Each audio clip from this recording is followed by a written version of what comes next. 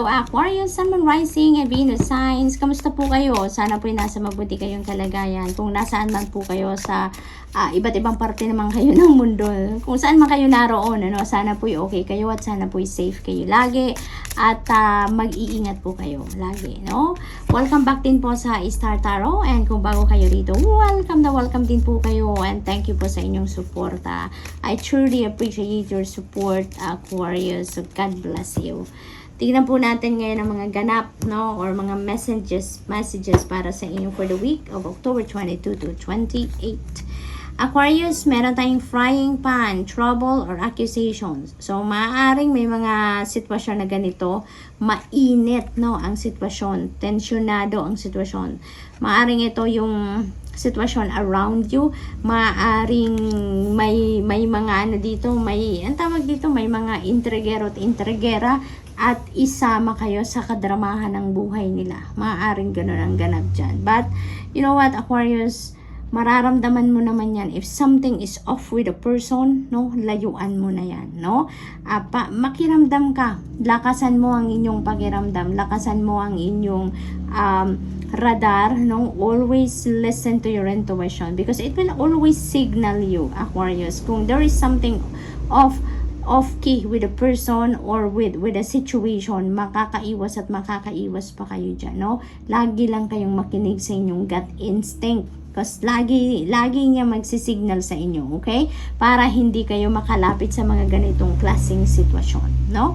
So, what else? We have stored news of a birth or a new business opportunity. So, napakaganda. There is someone dito na manganganak na, no? Maaring mababalitaan ninyo, baka asawa ninyo yan, baka girlfriend ninyo yan, baka kapatid ninyo yan, baka best friend ninyo yan, or whoever na close to your heart, no? Maaring mabalitaan ninyo na manganganak na.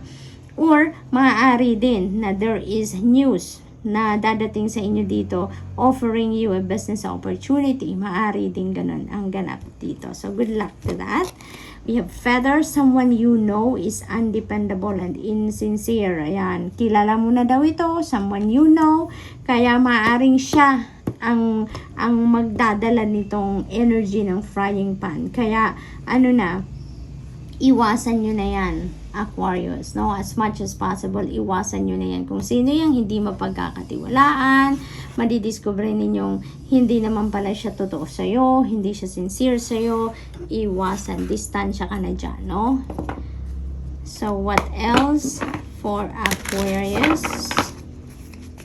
We have purification. Ayan, part ng purification ninyo ng buhay ninyo is to let go of that person. You don't deserve that person. You don't need this kind of people, no?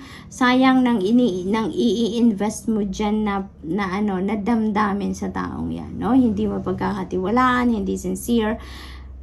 Parte yan, no? Isama mo siya dyan sa pag-detoxify mo, sa pag-purify mo ng sarili mo, ng buhay mo, no? Yung mga taong ganyan, you don't deserve that, no? You don't deserve them. Kaya, dito, iniimbitahan din kayo na mag-purify kayo ng sarili ninyo, ng buhay ninyo, because, hindi rin maganda na meron tayong inaalagaan sa katawan, sa sarili natin ng mga negativity. Negative thoughts, emotions, feelings, negative people, we don't need them sa buhay natin. Hindi yan makakatulong sa ating pagtagumpay, hindi yan makakatulong para sumaya tayo, kaya let them go, no? Aquarius, let them go. So, what else? We have wonders. There are going to be wonderful events na maaring mag-unfold sa buhay ninyo around this time, Aquarius, no? At pasensya na po, may naririnig kayong yung ingay ng bakal kasi merong construction happening dito sa tabi namin. Talagang sobrang lapit niya.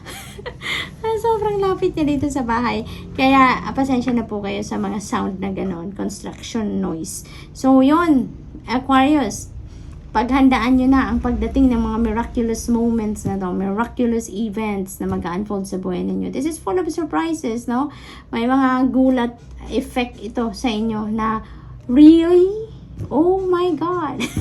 Parang mga mapaganon kayo dahil sa sobrang ganda ng pangyayaring ito, magugulat kayo at talagang magiging masaya kayo, no?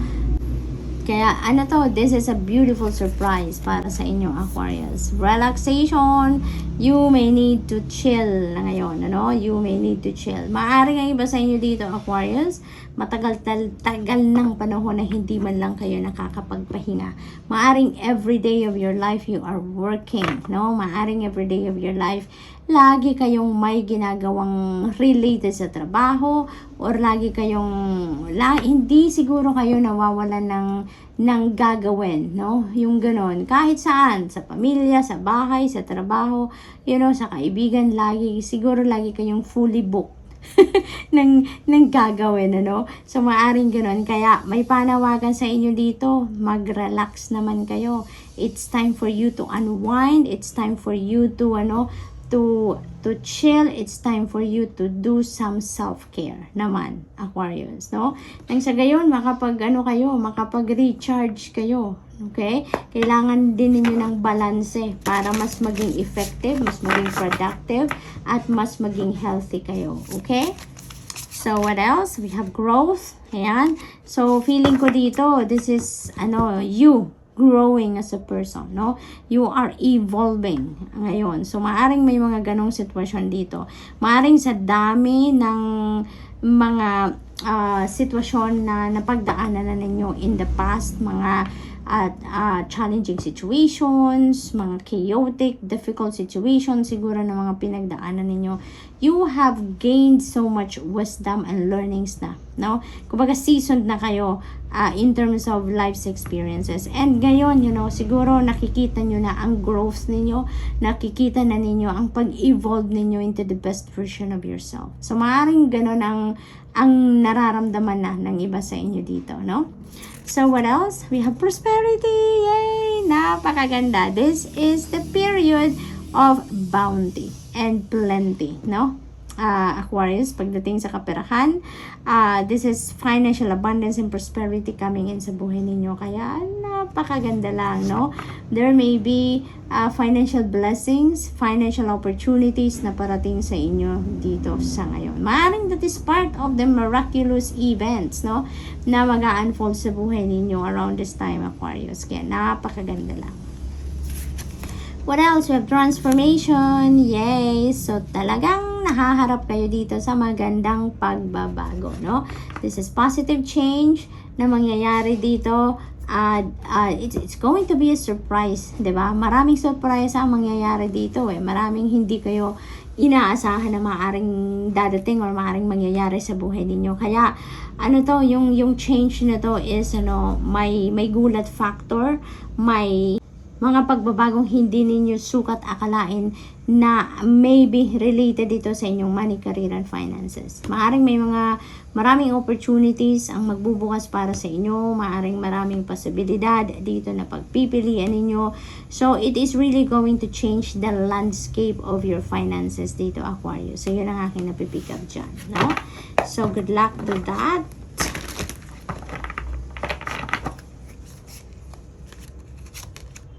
We have High Priestess. Ayan. So, you are divinely guided, Aquarius. Sa lahat ng pagdadaanan ninyo sa ngayon, mga miraculous events, mga pagbabago sa trabaho, kung ganun man ang sitwasyon ninyo, no? Sa lahat ng mga pangyayaring ito sa buhay ninyo, ginagabayan kayo ng Divine Universe, no? His Spirit Realm is there for you to guide you and to help you na mapunta kayo sa tamang daan, no? Kung saan kayo dapat mapunta, ginagabayan kayo. So, it is extremely important for you, Aquarius, na to listen, no? Always listen and follow what your intuition is telling you because ginagabayan kayo ng Divine Universe dito, no?